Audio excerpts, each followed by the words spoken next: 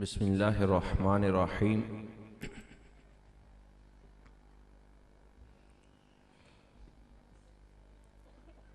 अल्लाह तबारक व तआला की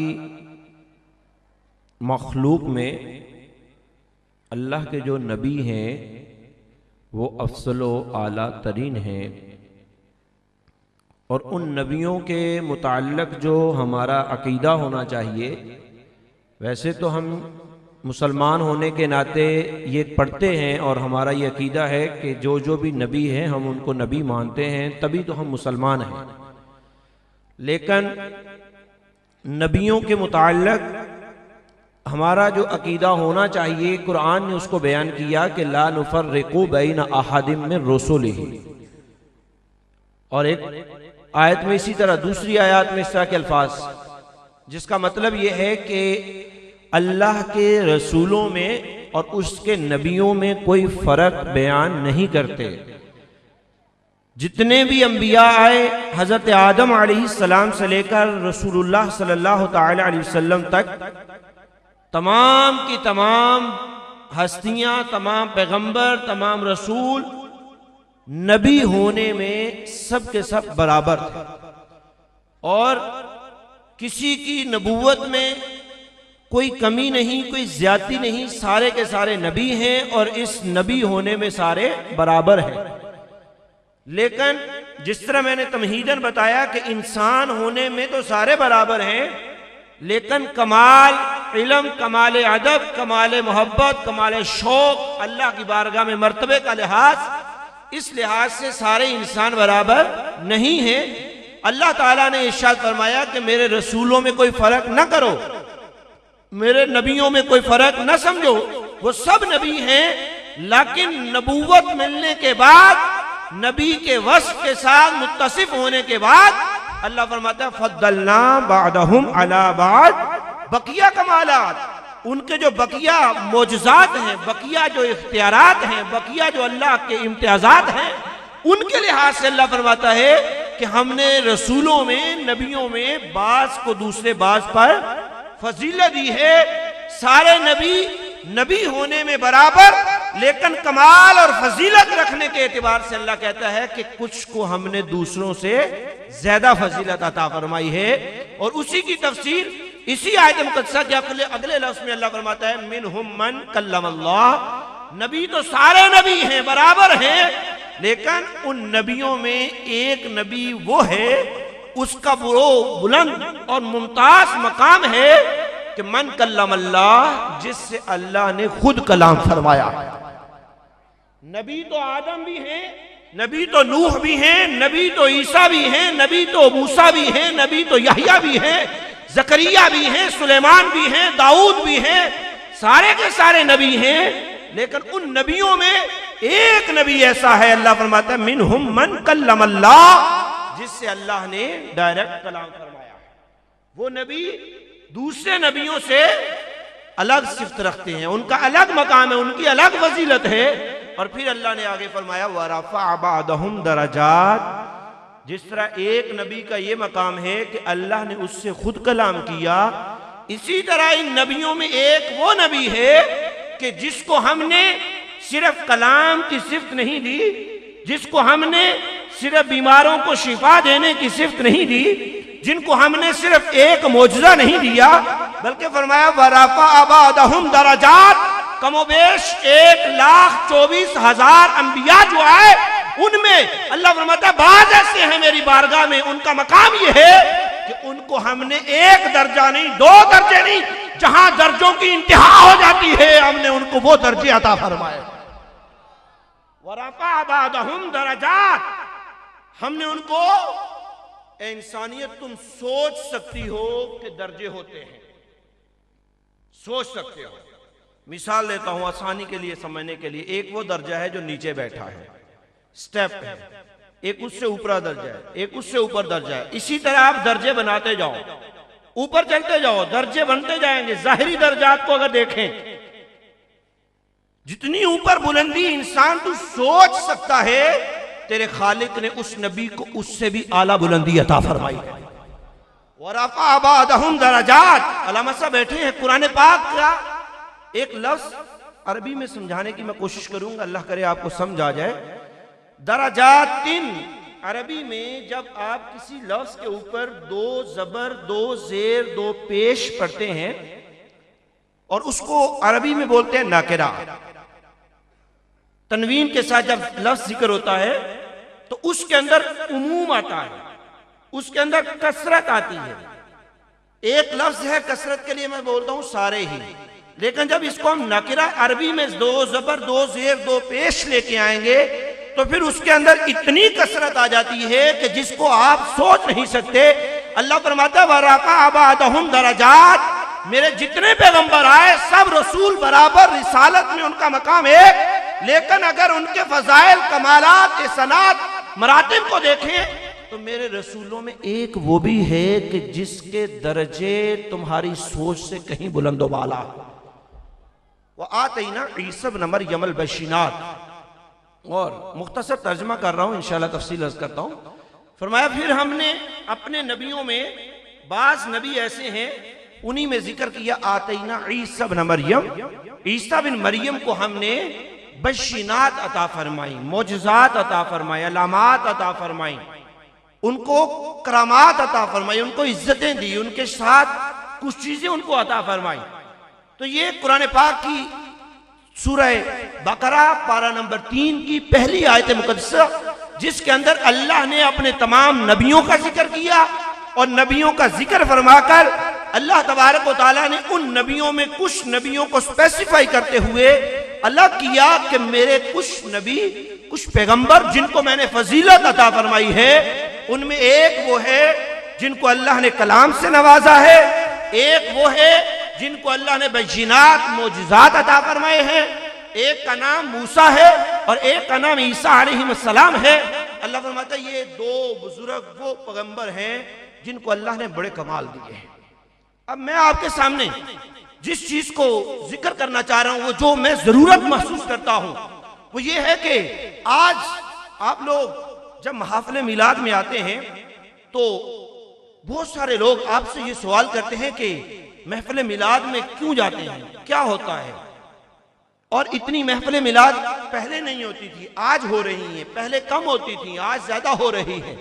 ये इस्लाम के अंदर कहां से आ गया और महफिल मिलाद क्यों होती है, इंशाअल्लाह मैं एक अपने मखसूस तरीके से आपके इन सवालात को क्लियर करना चाहूंगा।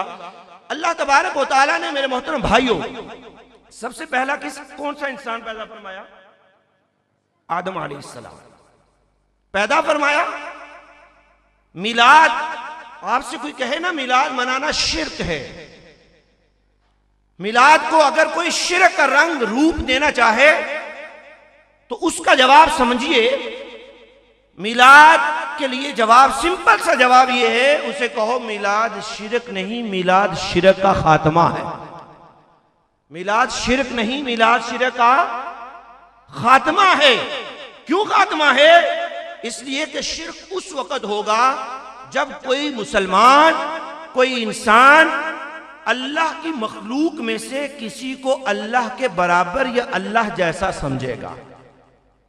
जब कोई इंसान किसी भी चीज को अल्लाह के बराबर या अल्लाह जैसा समझे तो फिर शिर्क हो जाएगा, वो मुशरिक हो जाएगा और वो चीज उसकी अल्लाह की शरीक बन जाएगी। हम कहते हैं मिलाद शिरक नहीं बल्कि शिरक का खात्मा करता है, इसलिए कि जो शिरक को खात्मा करने वाली तौहीद की सबसे बैयन दलील, जिसको कुरान ने तौहीद का मंबा करार दिया, वो सूरत है जिसको आप रोजाना पढ़ते हैं, सूरह कुल हु अल्लाह पढ़ते हैं आप। अल्लाह ने कभी गौर किया क्या है उस आयत के अंदर, उस सूरत के अंदर? फरमाया कुल हु अल्लाहु अहद। ए नबी आप फरमा दो कि अल्लाह, अल्लाह कहिए अल्लाह, अल्लाहुस समद, अल्लाह बेनियाज है, अल्लाह को किसी की कोई जरूरत नहीं। लम यलिद, अल्लाह ने किसी को जन्म नहीं दिया, अल्लाह किसी का बाप, अल्लाह किसी का बाप। बोले इंशाल्लाह आपको फायदा होगा इन चीजों का जो मैं असल में समझाना चाहता हूं। अल्लाह फरमाता है लम यलिद, अल्लाह ने किसी को जन्म नहीं दिया, अल्लाह किसी का बाप। वलम यूलद, और ना ही अल्लाह को किसी ने जन्म दिया है। अल्लाह किसी की औलाद, अल्लाह किसी की औलाद नहीं है। वलम यकुल लहू कुफुवन अहद, और ना ही उस जैसा कोई उसके बराबर है। अब देखिए अल्लाह की जो वाज़ेह सिफ्त इंसान मुसलमान के लिए पहले तौर पे बता दी। एक सिफ्त यह है कि अल्लाह पैदा नहीं हुआ, दूसरी सिफ्त यह है कि अल्लाह ने किसी को पैदा भी नहीं किया, किसी का बाप अल्लाह नहीं है। अब जरा मुसलमान तू जोर और मिलाद में आने वाले सोच कि जब तेरा यह अकीदा है कि खुदा वो जो न पैदा हुआ ना उसका कोई बाप है, ना वो खुद किसी का बाप है, और मिलाद में आकर तो हम पहले दिन मिलाद की पहली महफिल का आगाज इससे करते हैं कि अल्लाह ने मेरे नबी को 12 रबीउल अव्वल के दिन पैदा फरमाया। यही कहते हैं ना हम कि आप सल्लल्लाहु अलैहि वसल्लम की क्या हुई है, विलादत हुई, आप पैदा हुए। तो हम तो ये अकीदा दे रहे हैं कि जो पैदा होता है वो खुदा नहीं, वो खुदा का महबूब है। मेरा नबी का मिलाद तो जिक्र इस बात का है कि जो पैदा ना हो वो खुदा है, जो पैदा हो जाए वो मुस्तफा। मिलाद शिरक नहीं, मिलाद शिरक का खात्मा है। हमने आगाज इससे किया कि अल्लाह ने अपनी इंसानियत की इब्तिदा किससे फरमाई? पहला इंसान किसको बनाकर भेजा? आदम अलैहिस्सलाम, और उनको भी अल्लाह ने नबी बनाकर भेजा, नबूवत से नवाजा, अबुल बशर कहलाए। उनसे आगे औलाद बढ़ाई, आगे नबियों का सिलसिला आया, शीस अलैहिस्सलाम आए, नूह अलैहिस्सलाम आए, दीगर अंबिया किराम आए, और उनमें आखिर में अल्लाह तबारक व तआला ने हमारे प्यारे आका सल्लल्लाहु अलैहि वसल्लम को दुनिया में भेजा। उसको इंशाल्लाह आगे करता हूं। अब अल्लाह तबारक व तआला ने जितने अंबिया किराम को भेजा, उन अंबिया किराम के अपने मकामात देखे, और फिर मुस्तफ़ा करीम सल्लल्लाहु अलैहि वसल्लम जिस नबी के हम उम्मती हैं, जिसका हम मिलाद मनाते हैं, उसका मकाम देखें तो फिर आपको समझ आएगी कि मेरे आका का मकाम क्या है। अल्लाह तबारक व तआला ने इरशाद फरमाया फद्दलना बादहुम अला बाद, कि हमने अपने नबियों में बास को दूसरे बास पर फजीलत अता फरमाई है। एक को अल्लाह ने फरमाया मैंने कलाम किया, एक को अल्लाह ने फरमाया मैंने उसको मोजज़ा दिए, और कहीं अल्लाह ने फरमाया मैंने उसको सफ़ी बनाया, कहीं अल्लाह ने इब्राहिम को खलील का जिक्र दिया। ये मुख्तलिफ अंबिया किराम को अल्लाह तबारक व तआला ने अलक़ाबात, नवाज़शात, फजीलतें अता फरमाई। अल्लाह फरमाता मेरे अफजल तरीन अंबिया में एक वो है मन कल्लमल्लाह, जिससे अल्लाह ने कलाम किया। आपको पता है ना वो कौन से नबी हैं? कौन से नबी हैं? मूसा अलैहिस्सलाम, जिनसे अल्लाह खुद कलाम करता है। कुरान पाक के अंदर वाज़े तौर पे मौजूद है। अल्लाह ताला के नबी अलैहिस्सलाम तूर पे जाते, और तूर पर जाकर अल्लाह से हम कलाम होते, और ये वो मकाम है जो ना इब्राहिम अलैहिस्सलाम को मिला, ना नूह अलैहिस्सलाम को, ना किसी और पैगंबर को। अल्लाह तबारक व तआला फरमाता मिनहुम मन कल्लमल्लाह, उनमें एक वो हस्ती है जिससे अल्लाह खुद कलाम फरमाता है, और वाक़ियतन अल्लाह ने उनसे कलाम किया और शरफ दिया, फजीलत दी। अंबिया किराम में उनको अफजलियत अता फरमाई, और उनको इस कलाम के साथ साथ और भी कुछ चीजें अता फरमाई। वो चीजें क्या थी? यद बैदा, उनका हाथ ऐसा था कि जो वो अपने हाथ को बगल में लेते तो बाहर निकालते तो सूरज की लाइट की तरह चमकता। उसको देखकर लोग उनको नबी मानते।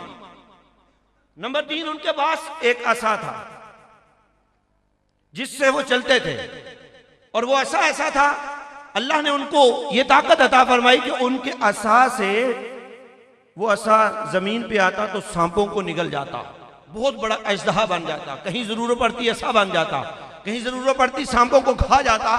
तो ये उनके कमालात जिनको अल्लाह तबारक व तआला ने फरमाया कि मैंने उनको अफजल बनाया है। और ए मेरे मोहतरम भाइयों, अगर यही कमालात आप अपने आका करीम के अंदर देखें, अगर अपने महबूब आका के अंदर देखें, तो इससे कहीं ज्यादा अगर मूसा अलैहिस्सलाम का हाथ चमकता था, ये तो सुना ना, यद बैदा, मूसा अलैहिस्सलाम का हाथ क्या करता था?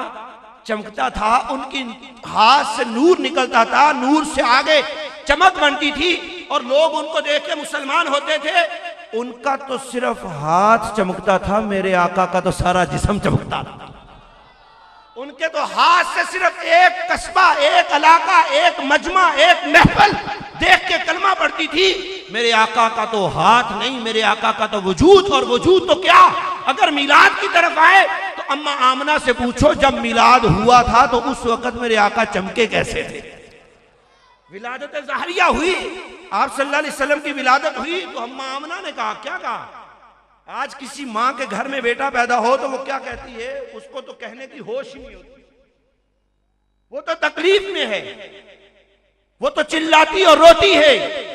लेकिन जब मेरा और आपका नबी इस दुनिया में आया तो ना मेरी अम्मा आमना चीखी न चिल्लाई, बल्कि अम्मा आमना कहती है खरज मिन्नी नूर, मेरे जिस्म से क्या निकला, नूर निकला, नूर। और बास लोग समझते हैं इस बात को, बहुत सारे लोगों ने अपनी किताबों में लिखकर और अपने मजमू में आकर जो नूर के मुनकर है वो कहते हैं नूर नहीं, ये तो ऐसे ही है जैसे माएं अपन आपस में कह देती हैं मेरा बेटा लाल है, मेरा बेटा मोती है, हीरा है। तो ये मुबालगा होता है, यानी बात को बढ़ाकर बयान किया जाता है। अरे बेवकूफ, तू अम्मा आमना की बात को मुबालगा समझता है, अगर मुबालगा होता तो सिर्फ नूर होते। अम्मा आमना तो कहती है नूर तो नूर था, वो इतना उजाला था कि मैं बंद कमरे में रहकर उस नूर की रोशनी से मुल्क शाम के महल देखते, मुल्क शाम के महल, कहां मुल्क शाम और कहां अरब की जमीन, कहां मक्का मुकर्रमा। और फिर अपने अकीदे को और मजबूत करो। मेरे नबी के नूर से अम्मा आमना ने क्या किया, क्या नजर आया अम्मा आमना को, बोले बोले क्या नजर आया, किसके नूर से, सूरज के नूर से। कौन सी लाइट लगी थी, नबी का नूर था। नबी के नूर से अम्मा आमना नबी की मां को नबी के नूर से शाम के महल्लात नजर आए। तो ऐ आशिक जरा तू सोच, जिस नबी के नूर से अम्मा आमना को शाम के महल नजर आते हैं, उस नबी के अपने नूर की निगाह का नजर का अंदाजा क्या होगा। वो नबी कहां तक देखता होगा जिस नबी के नूर से अम्मा आमना नूर देख सकती है, मुल्क शाम की सैर कर लेती है। तो वो मेरा नबी आज भी अपनी कब्र अनवर से बैठकर सारी कायनात को देख रहा है। वो नबी आज भी अपनी नजर से देखता है। और फिर ये तो नूरे मुस्तफा था, ये तो नूरे खुदा था, ये तो खुद नूर थे। यदे बैदा मूसा अलैहिस्सलाम का तो हाथ सामने आता था, चमकता था। अरे नूर हकीकत में कहते किसे हैं, नूर होता कौन है। अम्मा आमना ने तो उसकी जो तशरीह की हकीकत वही है। नूर किसे कहते, कभी आपने ये सोचा, आप समझते हैं नूर कहते हैं रोशनी को, लेकिन अगर अरबी के अंदर किसी अरबी किताब से आप नूर की डेफिनेशन को देखना चाहें तो नूर कहते हैं ज़ाहिरुन लिनफ्सिही मुज़हिरुन लिगैरिही।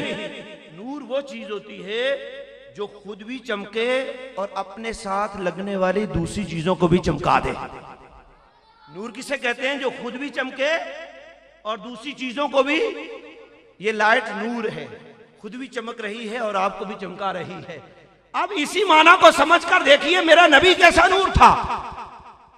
इस लाइट ने तो सिर्फ इस जगह को चमकाया और जिस पर पड़ी उसको चमकाया, लेकिन अगर मेरे नबी के नूर को देखे तो सैयदा कतादा रज़ी अल्लाह ताला अन्हो को पूछो, ए कतादा मेरा नबी कैसा नूर था।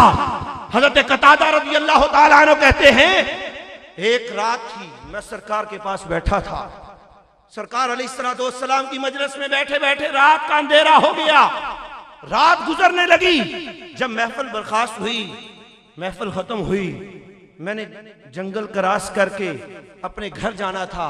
रास्ते में बहुत अंधेरा था। मैंने आका सल्लल्लाहु अलैहि वसल्लम की बारगाह में अर्ज किया, या रसूल अल्लाह सल्लल्लाहु अलैहि वसल्लम, आका रास्ता क्रॉस करके जाना है, अंधेरा है, या रसूलल्लाह खैर हो, दुआ फरमाइए। मेरे नबी ने फरमाया, कतादा कोई छड़ी लेके आओ, कोई लकड़ी लेके आओ। क्या कहा, लकड़ी लाओ। हजरत कतादा ने एक लकड़ी को लिया, एक स्टिक को लिया। अरे लकड़ी किसको कहते हैं आप समझते हैं। हजरत कतादा लकड़ी को लेके आए, एक सोटी को लेके आए। कतादा के हाथ में थी तो सोटी थी, कतादा ने वही सोटी नबी अलैहिस्सलाम के हाथ में दे दी।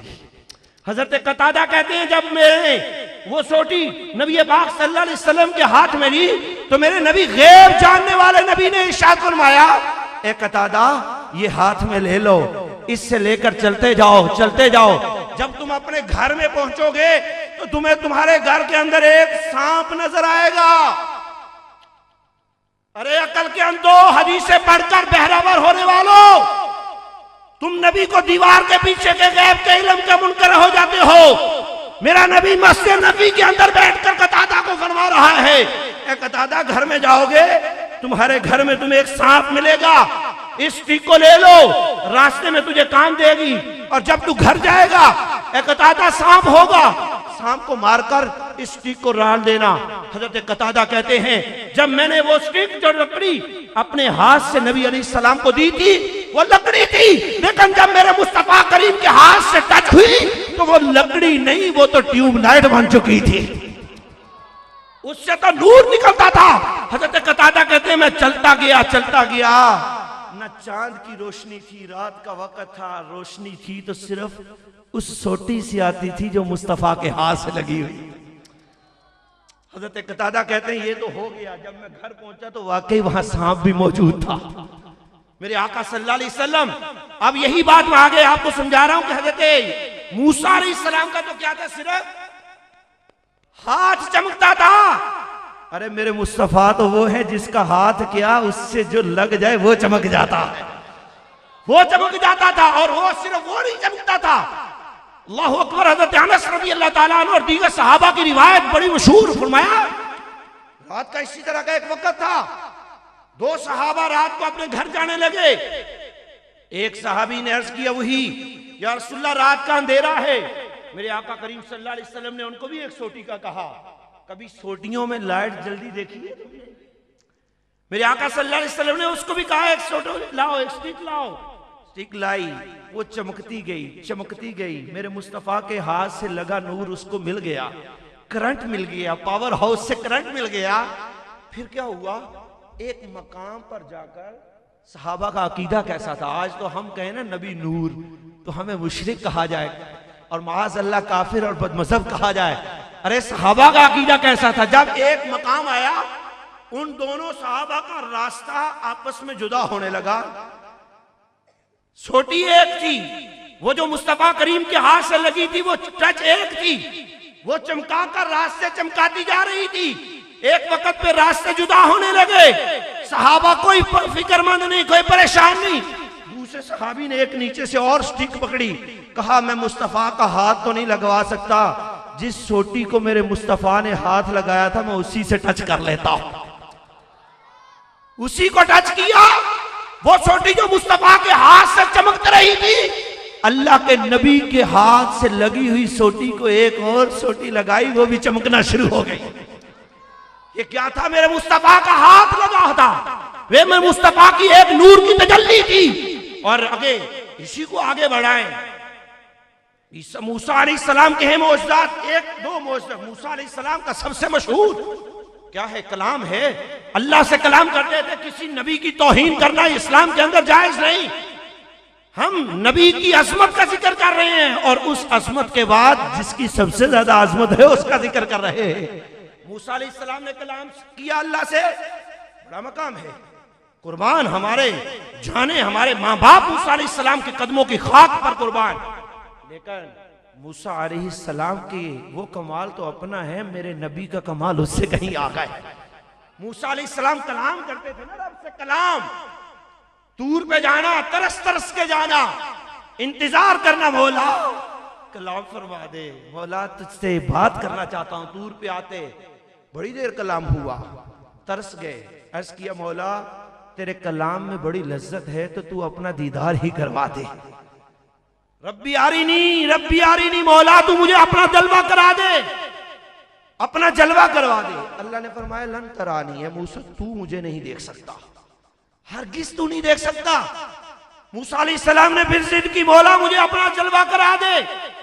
अल्लाह ताला ने इरशाद फरमाया, ए मूसा, अगर तू मुझे देखना चाहता है तो तूर पे आना, पहाड़ पे एक तजल्ली पड़ेगी, अगर तू उस तजल्ली को बर्दाश्त कर लेगा तो फिर इसका मतलब होगा कि तू मुझे देख लेगा। वक्त मुनासिब पर हुक्म इलाही के मुताबिक मूसा अलैहिस्सलाम तूर पे आए। कुरान पाक के अंदर वाकया पूरा डिटेल से मौजूद है।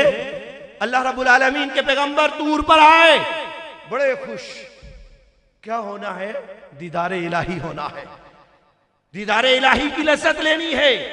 तूर पे आए, तूर पे एक तजल्ली पड़ी, और मूसा अलैहिस्सलाम उस तजल्ली को देख ही नहीं सके। तूर जल गया और मूसा अलैहिस्सलाम बेहोश होकर जमीन पे गिर गए।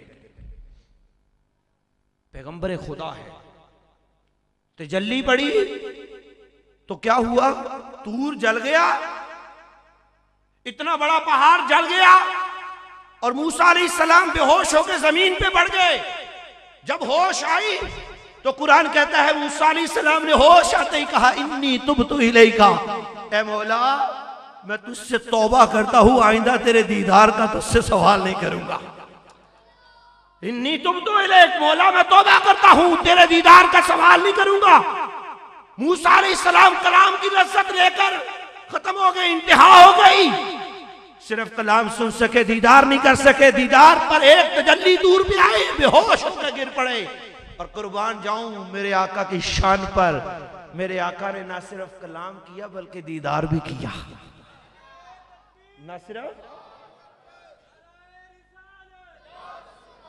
ना सिर्फ कलाम किया बल्कि दीदार भी किया। और दीदार भी किस तरह किया? ऐसा नहीं जैसे मैं वो दीवार वाले को देख रहा हूं या दीवार वाला मुझे देख रहा है। इतना दूर नहीं, ना ही इतना दूर जितना हजरत बैठे हैं और मैं आपस में बैठा हूं। नहीं नहीं, इतना दूर भी नहीं। मेरा कुरान कहता है, रब कहता है, जब मेरा महबूब मेराज की रात गया, अल्लाह तबारक व तआला ने फरमाया महबूब और आ गया, और करीबा, और करीबा, और करीबा। कुर्बतें बढ़ती गई। अल्लाह फरमाता सुम्मा दना फतदल्ला, मेरा महबूब और करीब हुआ, और करीब हुआ। फकान काब कौसैन, इतना करीब हुआ अपने रब के। काना काब कौसैन, जैसे दो तलवारों की कौसें आपस में मिल जाती है।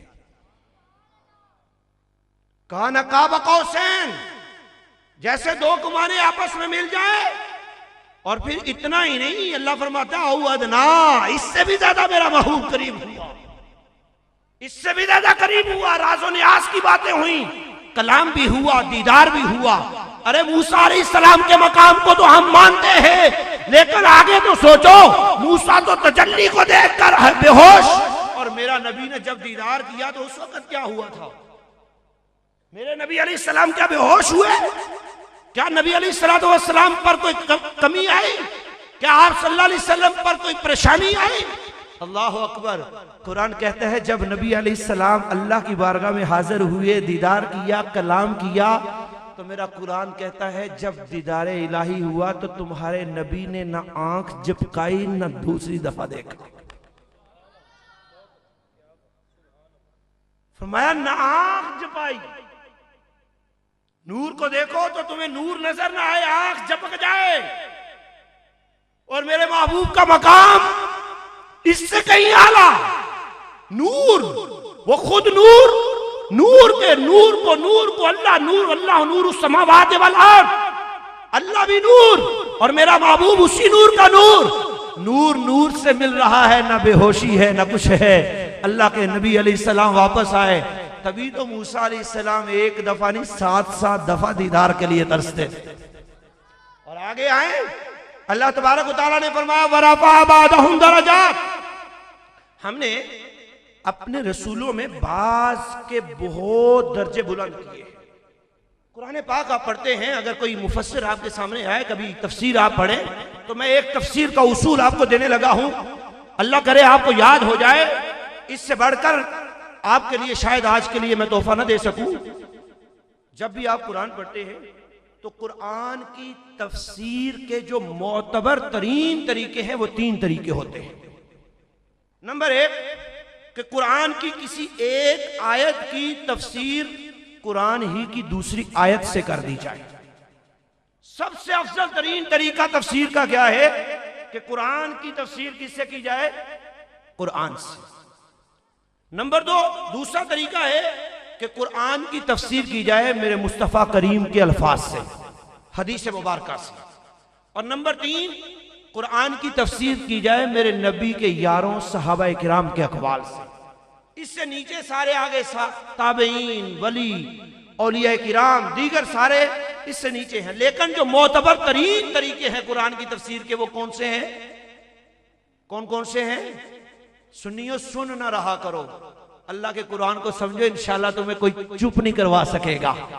कुरान की तफसीर का पहला तरीका कुरान से, दूसरा तरीका हदीस से, तीसरा तरीका सहाबा की बात से, और अल्लामा साहब बैठे हैं, इनमें सबसे अफजल तरीका जिसको कोई मुनकर ठुकरा न सके, सहाबा का गुस्ताख उसको रद्द न कर सके, हदीस का मुनकर उसको ठुकरा न सके, सबसे अफजल तरीन तरीका तफसीर का है कि कुरान की तफसीर भी कुरान ही से की जाए। अल्लाह ने कुरान पाक के पारा नंबर 3 के इस पहले जुमला में फरमाया वरफा बादहुम दरजात, बाज नबियों के हमने दर्जे बुलंद किए, और उस नबी का जिक्र नहीं किया किसके दर्जे बुलंद किए, इस नबी का जिक्र अल्लाह ने दूसरी जगह किया और वो बड़ा मशहूर किया। अल्लाह ने फरमाया नबी जिसका सूरह बकरा में हमने कहा कि उसके सबसे ज्यादा दर्जे बुलंद है, उसकी सबसे ज्यादा शाने हैं, उसके सबसे ज्यादा कमाल है, ए महबूब वरफाना लका जिक्रका, वो सारे नबियों का ताजवर, वो सारे नबियों का सरदार, नबी तू ही तो है जिसका जिक्र हमने तेरे लिए बुलंद कर दिया है। सबसे बुलंद, सबसे रिफात, सबसे बुलंदी, सबसे अरफा, सबसे अकवा, ए महबूब आप ही तो हैं। जब मेरा रब का कुरान कहे कि ए महबूब तू सबसे आला है, तू सबसे अरफा है, तो फिर हमें उस अरफा व आला के जिक्र से क्यों रोका जाता है?